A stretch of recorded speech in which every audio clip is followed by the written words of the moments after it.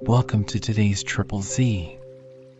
The Triple Z podcast is a daily program that you can use to help you fall asleep each night.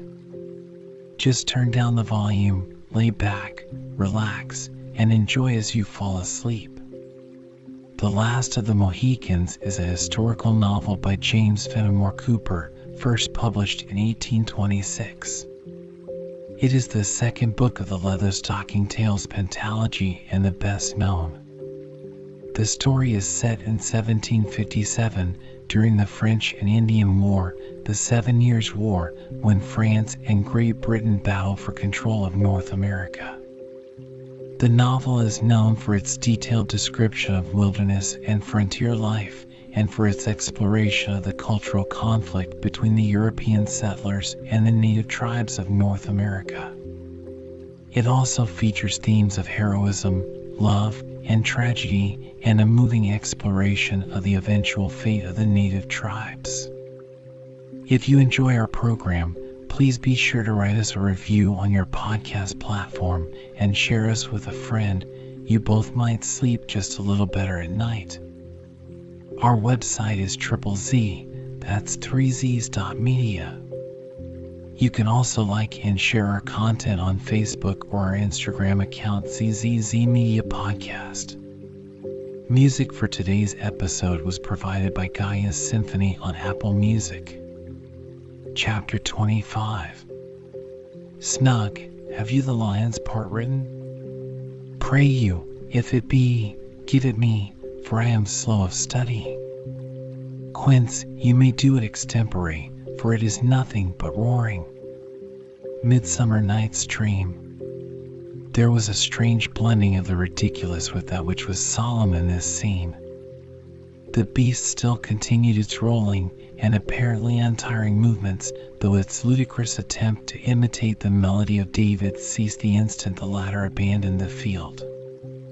The words of Gamut were, as has been seen, in his native tongue, and to Duncan they seemed pregnant with some hidden meaning, though nothing present assisted him in discovering the object of their illusion. A speedy end was, however, put to every conjecture on the subject by the manner of the chief, who advanced to the bedside of the invalid and beckoned away the whole group of female attendants that had clustered there to witness the skill of the stranger. He was implicitly, though reluctantly, obeyed, and when the low echo which rang along the hollow natural gallery from the distant closing door had ceased, pointing towards his insensible daughter, he said, "Now let my brother show his power." Thus unequivocally called on to exercise the functions of his assumed character, Hayward was apprehensive that the smallest delay might prove dangerous. Endeavoring then to collect his ideas, he prepared to perform that species of incantation and those uncouth rites under which the Indian conjurers are accustomed to conceal their ignorance and impotency. It is more than probable that, in the disordered state of his thoughts, he would soon have fallen into some suspicious, if not fatal error, had not his incipient attempts been interrupted by a fierce growl from the quadruped. 3 several times did he renew his efforts to proceed, and as often was he met by the same unaccountable opposition, each interruption seeming more savage and threatening than the preceding. "The cunning ones are jealous," said the Huron. "I go." "Brother, the woman is the wife of one of my bravest young men. Deal justly by her." "Peace," he added, beckoning to the discontented beast to be quiet. "I go."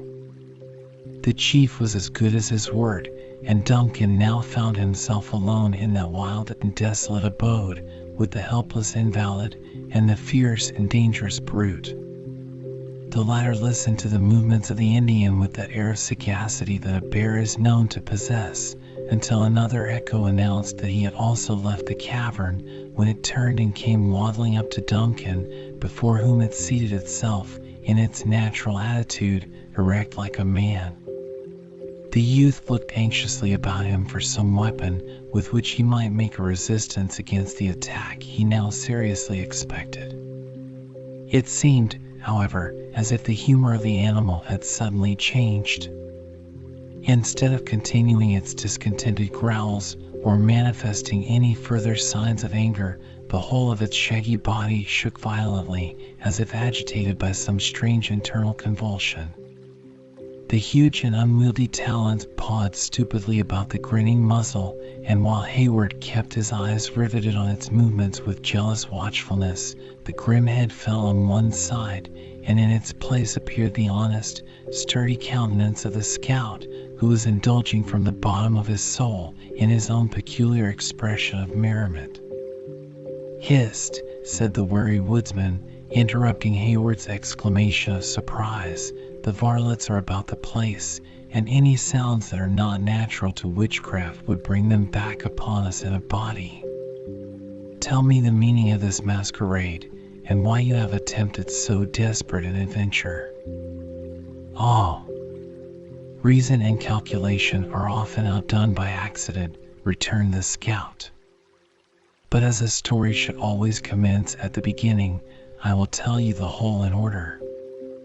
After we parted, I placed the Commandant and the Sagamore in an old beaver lodge, where they are safer from the Hurons than they would be in the garrison of Edward, for your high Northwest Indians, not having as yet got the traitors among them, continue to venerate the beaver.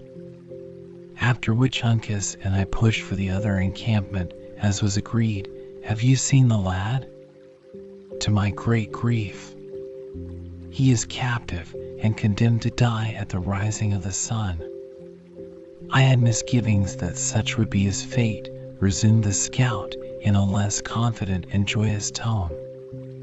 But soon regaining his naturally firm voice, he continued, "His bad fortune is the true reason of my being here, for it would never do to abandon such a boy to the Hurons. A rare time the knaves would have of it, could they tie the bounding elk and the long carabin, as they call me, to the same stake. Though why they have given me such a name I never knew, there being as little likeness between the gifts of Killdeer and the performance of one of your real Canada carabines, as there is between the nature of a pipestone and a flint." "Keep to your tale," said the impatient Hayward. "We know not at what moment the Hurons may return." "No fear of them. A conjurer must have his time, like a straggling priest in the settlements. We are as safe from interruption as a missionary would be at the beginning of a 2 hours' discourse." Well, Uncas and I fell in with a return party of the varlets. The lad was much too forward for a scout.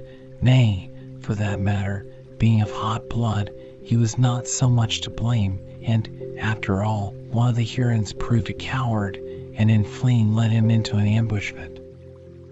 And dearly has he paid for the weakness. The scout significantly passed his hand across his own throat, and nodded, as if he said, "I comprehend your meaning." After which he continued, in a more audible though scarcely more intelligible language, "After the loss of the boy I turned upon the Hurons, as you may judge. There have been scrimmages between 1 or 2 of their outliers and myself, but that is neither here nor there.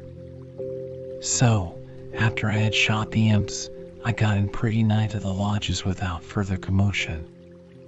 Then what should luck do in my favor but lead me to the very spot where one of the most famous conjurers of the tribe was dressing himself, as I well knew, for some great battle with Satan, though why should I call that luck, which it now seems was an especial ordering of Providence? So a judgmatical rap over the head stiffened the lying impostor for a time, and leaving him a bit of walnut for his supper, to prevent an uproar, and stringing him up between 2 saplings, I made free with his finery, and took the part of the bear on myself, in order that the operations might proceed. And admirably did you enact the character. The animal itself might have been shamed by the representation." "Lord Major," returned the flattered woodsman, "I should be but a poor scholar for one who has studied so long in the wilderness, did I not know how to set forth the movements and nature of such a beast. Had it been now a catamount, or even a full-sized panther, I would have embellished a performance for you worth regarding.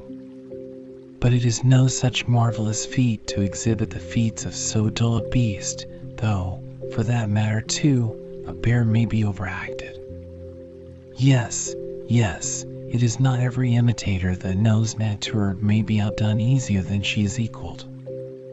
But all our work is yet before us. Where is the gentle one? Heaven knows, I have examined every lodge in the village without discovering the slightest trace of her presence in the tribe. You heard what the singer said as he left us.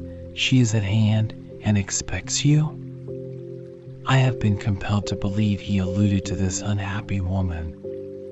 The simpleton was frightened and blundered through his message, but he had a deeper meaning.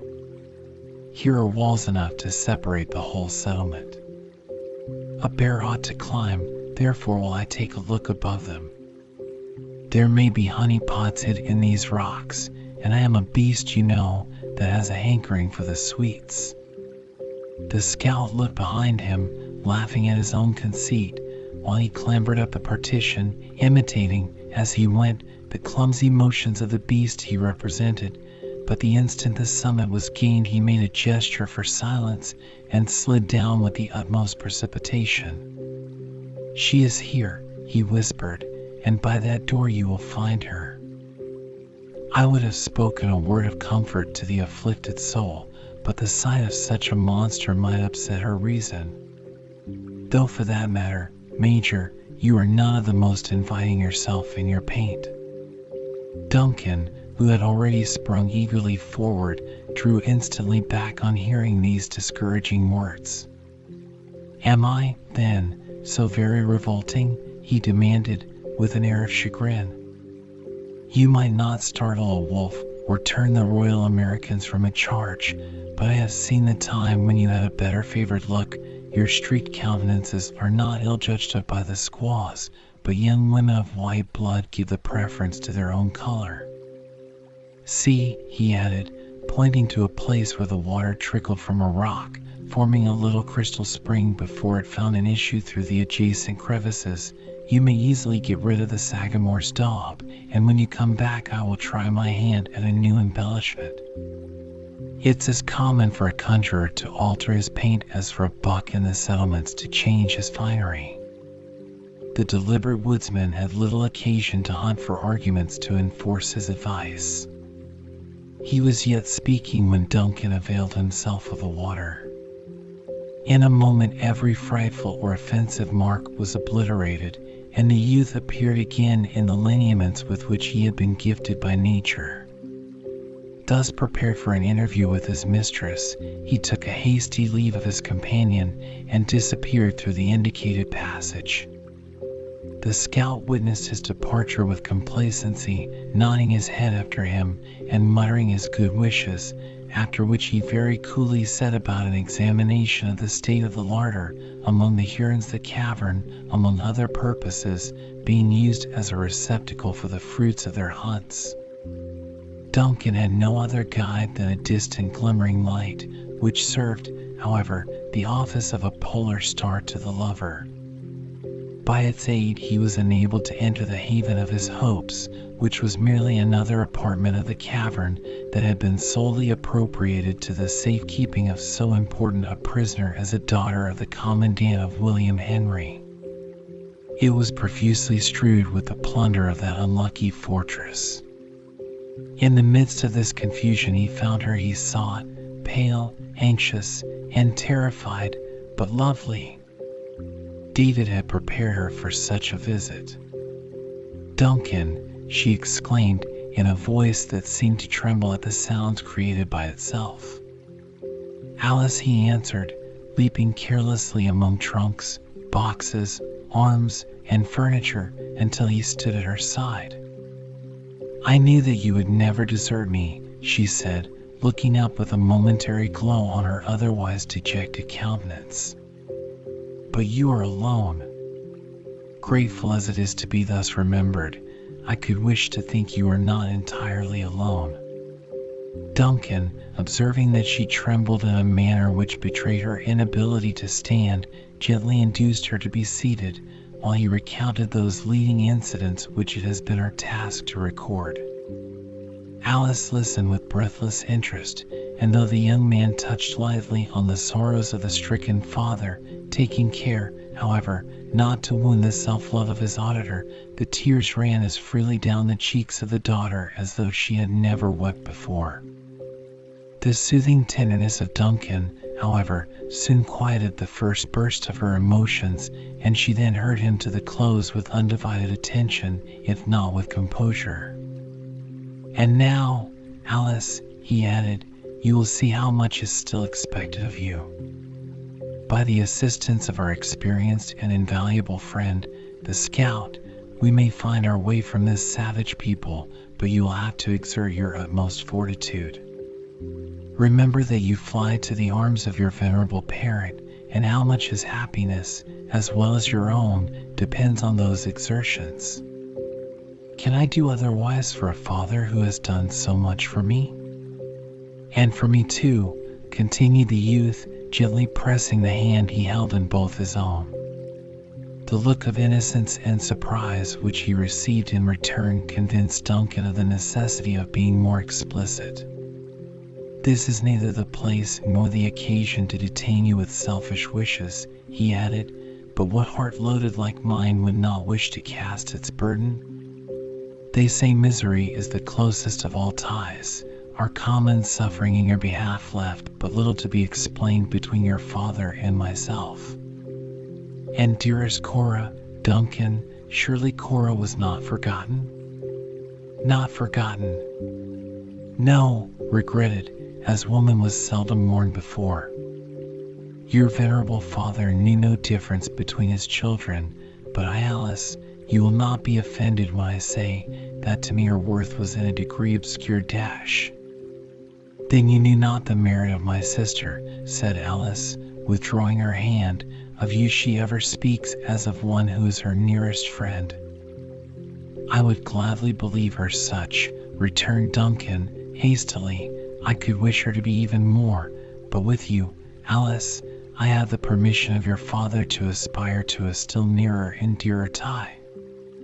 Alice trembled violently, and there was an instant during which she bent her face aside, yielding to the emotions common to her sex, but they quickly passed away, leaving her mistress of her deportment, if not of her affections. "Hayward," she said, looking him full in the face with a touching expression of innocence and dependency, "give me the sacred presence and the holy sanction of that parent before you urge me further." "Though more I should not, less I could not say," the youth was about to answer, when he was interrupted by a light tap on his shoulder. Starting to his feet, he turned, and, confronting the intruder, his looks fell on the dark form and malignant visage of Magua. The deep guttural laugh of the savage sounded, at such a moment, to Duncan like the hellish taunt of a demon. Had he pursued the sudden and fierce impulse of the instant, he would have cast himself on the Huron and committed their fortunes to the issue of a deadly struggle. But, without arms of any description, ignorant of what succor his subtle enemy could command, and charged with the safety of one who was just then dearer than ever to his heart, he no sooner entertained than he abandoned the desperate intention. "What is your purpose?" said Alice, meekly folding her arms on her bosom, and struggling to conceal an agony of apprehension in behalf of Hayward, in the usual cold and distant manner with which she received the visits of her captor. The exulting Indian had resumed his austere countenance, though he drew warily back before the menacing glance of the young man's fiery eye.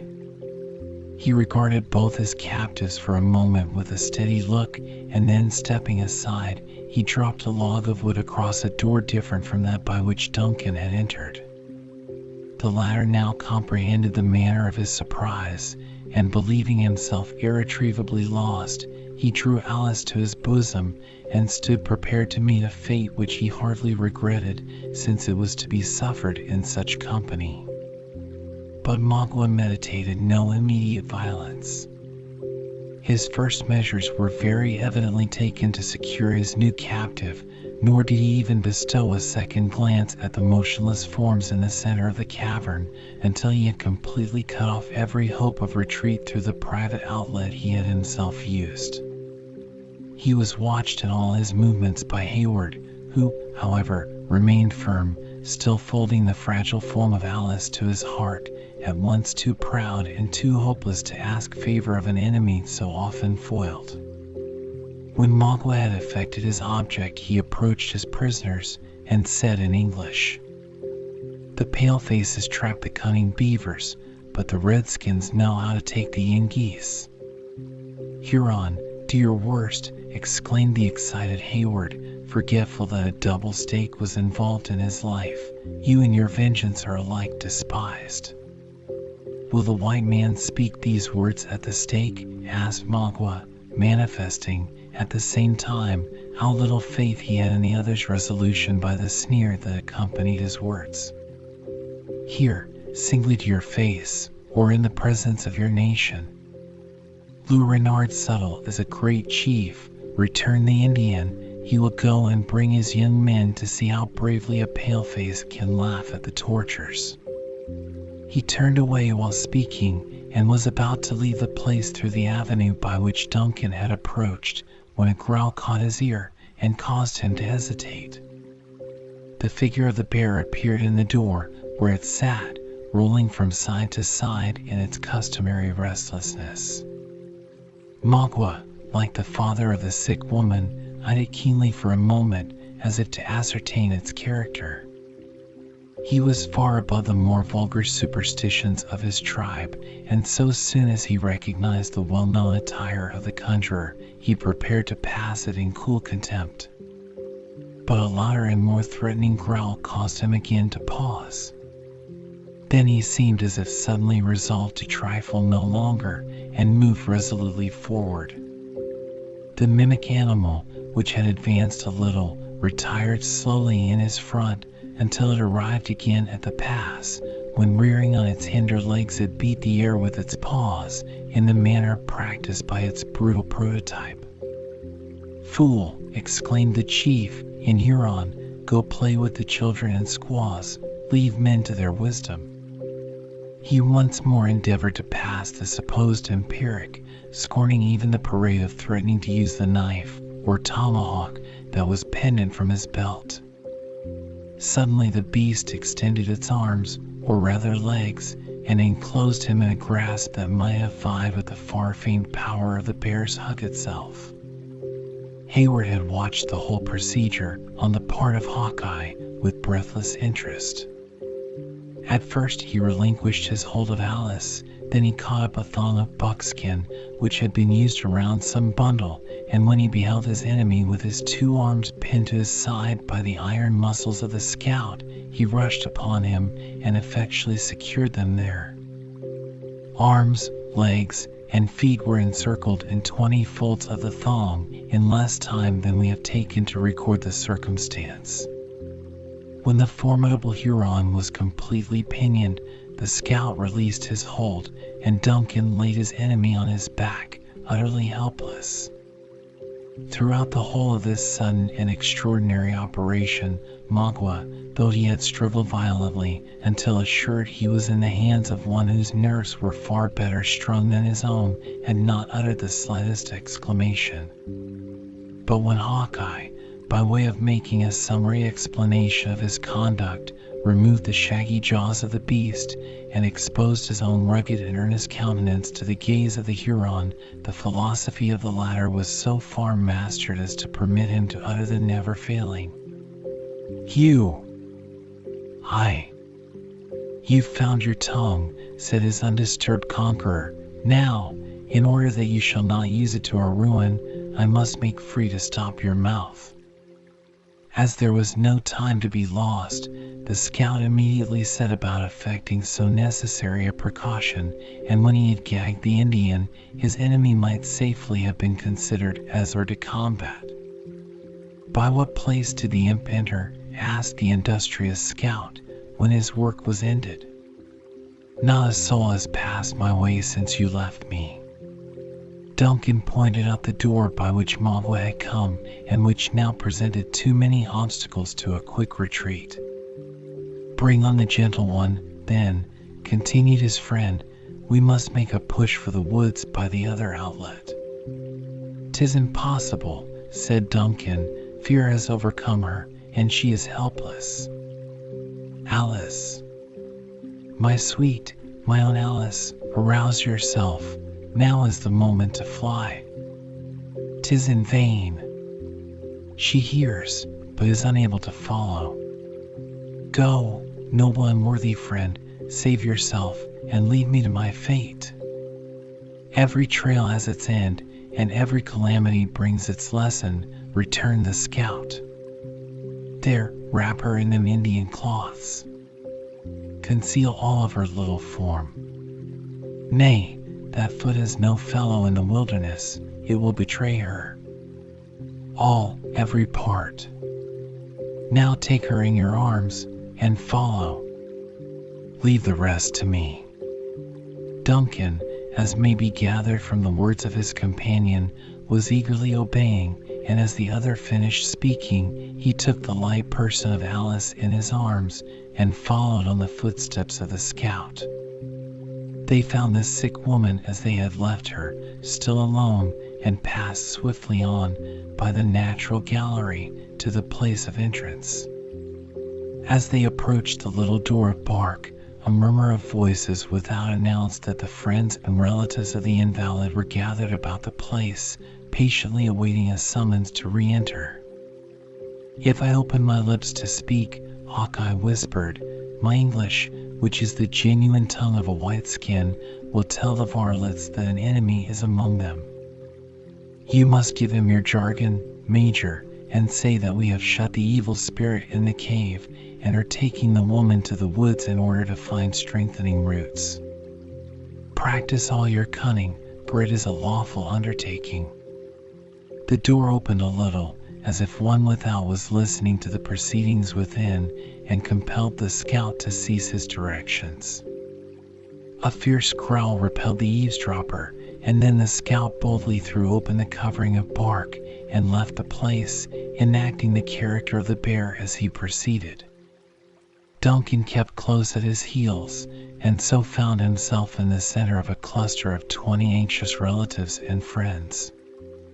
The crowd fell back a little and permitted the father and one who appeared to be the husband of the woman to approach. "Has my brother driven away the evil spirit?" demanded the former. "What has he in his arms?" "Thy child," returned Duncan gravely. "The disease has gone out of her. It is shut up in the rocks. I take the woman to a distance, where I will strengthen her against any further attacks. She shall be in the wigwam of the young man when the sun comes again." When the father had translated the meaning of the stranger's words into the Huron language, a suppressed murmur announced the satisfaction with which the intelligence was received. The chief himself waved his hand for Duncan to proceed, saying aloud, in a firm voice, and with a lofty manner, "Go, I am a man, and I will enter the rock and fight the wicked one." Hayward had gladly obeyed, and was already past the little group, when these startling words arrested him. "Is my brother mad?" he exclaimed. "Is he cruel?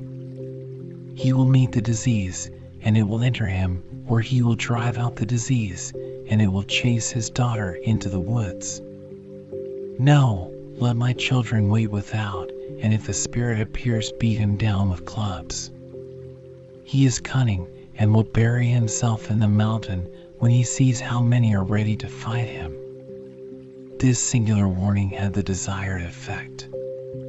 Instead of entering the cavern, the father and husband drew their tomahawks and posted themselves in readiness to deal their vengeance on the imaginary tormentor of their sick relative, while the women and children broke branches from the bushes or seized fragments of the rock with a similar intention. At this favorable moment the counterfeit conjurers disappeared. Hawkeye, At the same time that he had presumed so far on the nature of the Indian superstitions, was not ignorant that they were rather tolerated than relied on by the wisest of the chiefs. He well knew the value of time in the present emergency. Whatever might be the extent of the self-delusion of his enemies, and however it had tended to assist his schemes, the slightest cause of suspicion acting on the subtle nature of an Indian would be likely to prove fatal. Taking the path, therefore, that was most likely to avoid observation, he rather skirted than entered the village. The warriors were still to be seen in the distance, by the fading light of the fires, stalking from lodge to lodge. But the children had abandoned their sports for their beds of skins, and the quiet of night was already beginning to prevail over the turbulence and excitement of so busy and important an evening. Alice revived under the renovating influence of the open air, and as her physical rather than her mental powers had been the subject of weakness, she stood in no need of any explanation of that which had occurred. "Now let me make an effort to walk," she said, when they had entered the forest, blushing, though unseen, that she had not been sooner able to quit the arms of Duncan. "I am indeed restored." "Nay, Alice, you are yet too weak." The maiden struggled gently to release herself, and Hayward was compelled to part with his precious burden. The representative of the bear had certainly been an entire stranger to the delicious emotions of the lover while his arms encircled his mistress, and he was, perhaps, a stranger also to the nature of that feeling of ingenuous shame that oppressed the trembling Alice. But when he found himself at a suitable distance from the lodges, he made a halt, and spoke on a subject of which he was thoroughly the master. "This path will lead you to the brook," he said. "Follow its northern bank until you come to a fall, and mount the hill on your right, and you will see the fires of the other people. There you must go and demand protection. If they are true Delawares, you will be safe. A distant flight with that gentle one, just now, is impossible. The Hurons would follow up our trail and master our scalps before we had got a dozen miles. Go, and Providence be with you." "And you?" demanded Hayward in surprise. "Surely we part not here?" "The Hurons hold the pride of the Delawares. The last of the high blood of the Mohicans is in their power," returned the scout. "I go to see what can be done in his favor."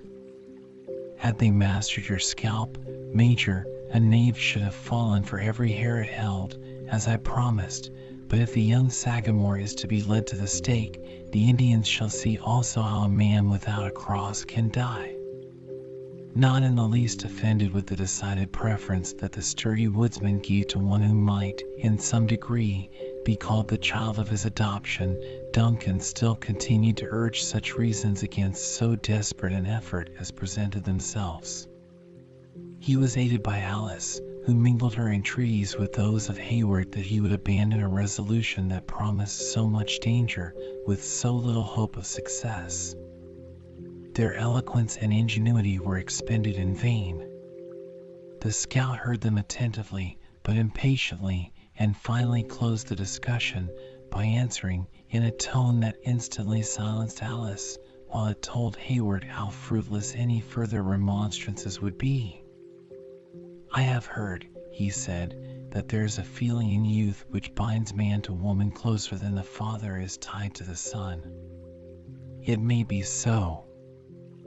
I have seldom been where women of my color dwell, but such may be the gifts of nature in the settlements. You have risked life, and all that is dear to you, to bring off this gentle one, and I suppose that some such disposition is at the bottom of it all. As for me, I taught the lad the real character of a rifle, and well has he paid me for it. I have fought at his side in many a bloody scrimmage, and so long as I could hear the crack of his piece in one ear and that of the Sagamore in the other, I knew no enemy was on my back. Winters and summers, nights and days, have we roved the wilderness in company, eating of the same dish, one sleeping while the other watched, And afore it shall be said that Uncas was taken to the torment, and I at hand, there is but a single ruler of us all, whatever may be the color of the skin, and am I called to witness, that before the Mohican boy shall perish for the want of a friend, good faith shall depart the hearth, and killdeer become as harmless as the tooting weepon of the singer. Duncan released his hold on the arm of the scout, who turned and steadily retraced his steps towards the lodges. After pausing a moment to gaze at his retiring form, the successful and yet sorrowful Hayward and Alice took their way together towards the distant village of the Delawares.